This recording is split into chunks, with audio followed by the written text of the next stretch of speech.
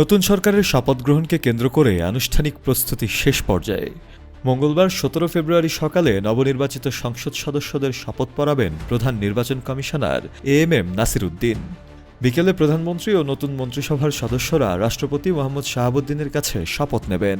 অনুষ্ঠানটি অনুষ্ঠিত হবে জাতীয় সংসদ ভবনের দক্ষিণ প্লাজায়। শপথ অনুষ্ঠান আয়োজনের সার্বিক প্রস্তুতি নিয়েছে মন্ত্রিপরিষদ বিভাগ।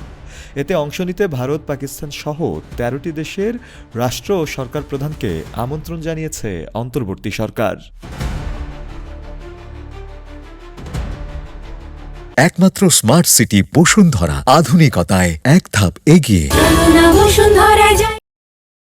জাতীয় সংসদ ভবনে অতীতে সরকার ও বিরোধী দল মুখোমুখি হয়েছে যুক্তিতর্কে, নীতির লড়াইয়ে এবং জনস্বার্থের প্রশ্নে। মতভেদ ও বিতর্ক থাকলেও সে আলোচনা গণতন্ত্রের প্রাণ সঞ্চার করত।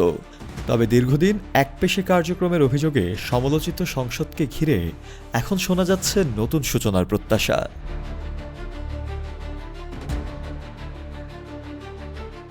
ত্রয়োদশ জাতীয় সংসদ নির্বাচনে নিরঙ্কুশ সংখ্যাগরিষ্ঠতা পাওয়ায় বিএনপি চেয়ারম্যান তারেক রহমানের নেতৃত্বে নতুন সরকার শপথ নিতে যাচ্ছে মঙ্গলবার।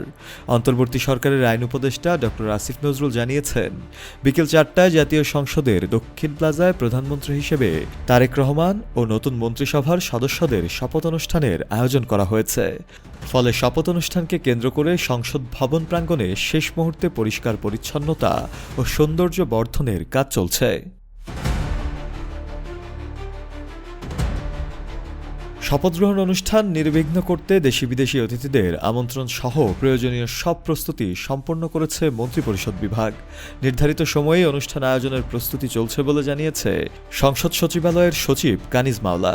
তিনি জানান, অনুষ্ঠান উপলক্ষে প্রয়োজনীয় নিরাপত্তা ব্যবস্থাও নেওয়া হয়েছে। শফিউল মাওলা, কালের কণ্ঠ।